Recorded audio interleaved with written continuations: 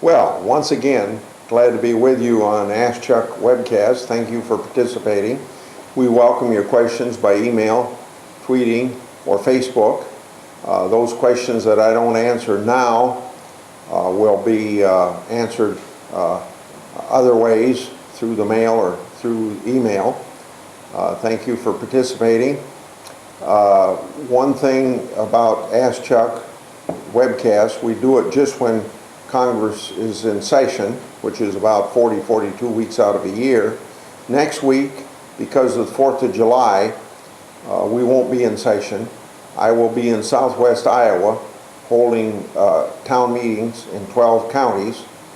This will finish up for the 31st year in a row, holding at least one town meeting in every county every year. And I welcome those of you that live in southwest Iowa to look up on my website when I'm in your area, and please come to the town meetings. It'll be about an hour and 15 minutes. We'll have a chance to have face-to-face response to your questions, and I let you set the agenda, so any question you want to bring up would be permissible. Thank you for participating there. Now, as you know, I take about 2 questions to vocalize answers to those questions. And I'll start with Sean Des Moines, quote, "The biodiesel tax credit extension bill is better than throwing more money at ethanol, but isn't a better idea to just let the marketplace choose the winners?" Well, how can I argue with anybody that says a marketplace is a better way of doing business? But if you want green energy, if you don't want to import more oil, if you want renewable energy, the simple fact is that we would not have an ethanol industry if we didn't have a tax incentive to get it started. It's a developed industry now, and I've taken a position we ought to phase it out over a period of a few years and use the money for infrastructure. But obviously I lost that debate, and probably we won't have ethanol tax incentive, and maybe the industry is mature enough that that's not a problem. But I believe it's going to be difficult to make the jump to the second generation of ethanol, which would be cellulosic. Hopefully we'll be able to do that without any tax incentives whatsoever, but it's questionable. But it is a rule of thumb that once an infant industry gets started, it ought to stand on its own. The biodiesel is only a 4 or 5 year old industry. It can't stand on its own, and so I believe I'm going to be an advocate for extending the biodiesel tax credit, but that may run into the same buzzsaw as ethanol is done now, and who knows, we may not be able to extend it, even though I'm an advocate for extending it. If not, will biodiesel industry survive? I don't know at this point. I guess I believe that it's going to be in trouble because I saw the industry shut down during the year 2010 when the tax incentive expired, and it wasn't renewed until right now. So we'll just have to wait and see.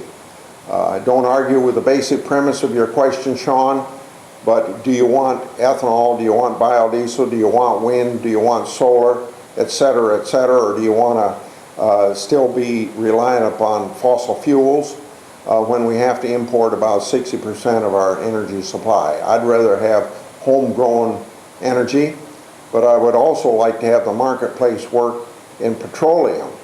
And right now the government's interfering, so we can't drill here and drill now, so we're not making even a greater use of our petroleum supplies that we have in this country as we could. But I believe an energy policy ought to include drill here and drill now for petroleum and natural gas. It ought to include all forms of alternative energy.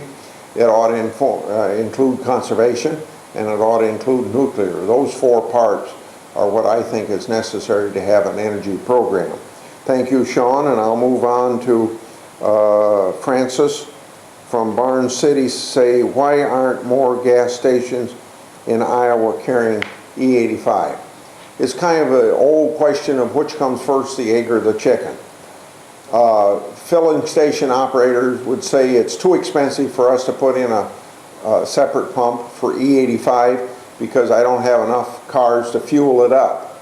The automobile industry says I'm not going to produce more E85 cars until I know that there's enough places where people can buy E85. I worked with then Senator Obama to put in place a tax credit that the president still supports,